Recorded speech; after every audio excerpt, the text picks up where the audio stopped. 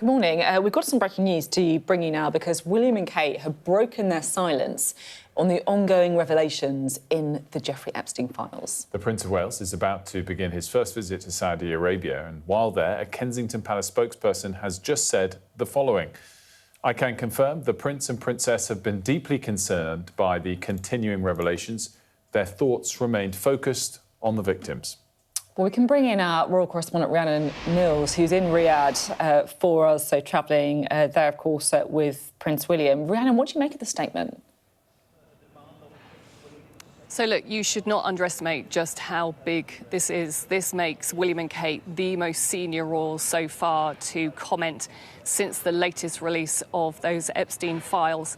And yes, while the words may not be the sentiments that some people want them to make, the fact that they are saying they are deeply concerned about the latest revelations, the fact that those revelations, many of them relate to Andrew Mountbatten Windsor, William's uncle, but also the fact that he has also so far not commented. The fact that they realise that they, I think, had to say something. This, of course, has come from a palace spokesperson. But again, in many ways, they are repeating a line that we've already heard from the royal family, which is that we must think of the victims.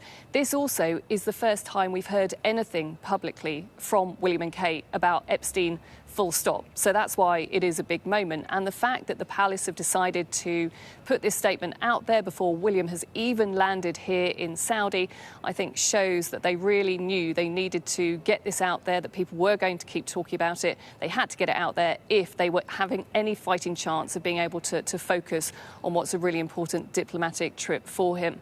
But yeah, other senior members of the royal family have tried to avoid this topic over the last week. We know the King was shouted at during a walkabout in Essex last week. He didn't answer.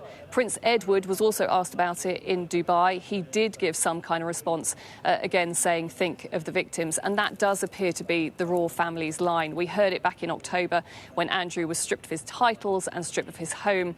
But yeah, whether or not this is going to be enough to stop it distracting from William's trip to Saudi, we're going to have to wait and see over the next few days.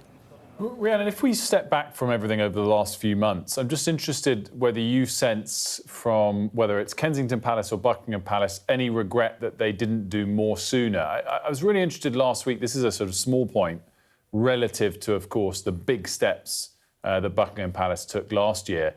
But all of a sudden, when the news flow got worse, his departure from his house in Windsor was sudden. It was on, we didn't have a departure date, and then all of a sudden it had happened. It kind of suggests there are areas where they could have gone further faster.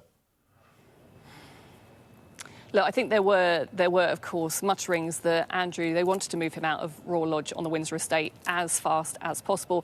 There were suggestions that was going to happen mid-February, but nothing had been confirmed. You may have seen those pictures of him waving at crowds out on horseback on the Windsor estate. I think the fact that the optics of that looked terrible in some ways did sort of force their hand to make that move for him out to Norfolk happen maybe sooner than he wanted to. But yeah, it's a really interesting question. Back in October, we did some polling with the public saying, do you think the King has done the right thing of stripping him of his title, stripping him of his home? And largely the public thought the King had done the right thing. Another question, though, did people think that they had acted quickly enough? Should they have done stuff sooner? And many people said, yeah, they probably should have acted sooner. But you have to remember, now we have a new monarch. For a long time, as we've seen this Epstein scandal unfold, it was Queen Elizabeth, Andrew's mother, who was monarch. We know that they had a close relationship. We know also it was a different time. There was a sense of hoping that they could avoid issues and people would then move on. But as we've seen with these latest files, this is not going away. And also those questions and the demands for Andrew to speak to the authorities just seem to be getting louder.